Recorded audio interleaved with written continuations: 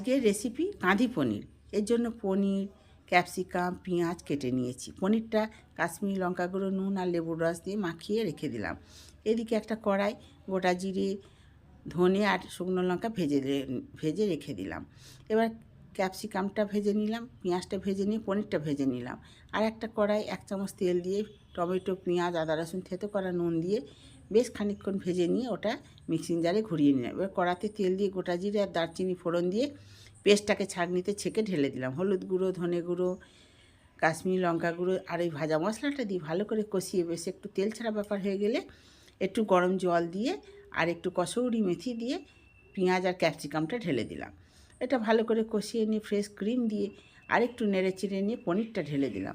পনির ঢেলে দিয়ে একটু গরম জল দিয়ে আর একটু নেড়ে চেড়ে কষিয়ে নিয়ে একটু ঘি দিয়ে দিলাম আর ধনেপাতা ছড়িয়ে নামিয়ে নিলেই আমাদের কাঁদি পনির রেডি।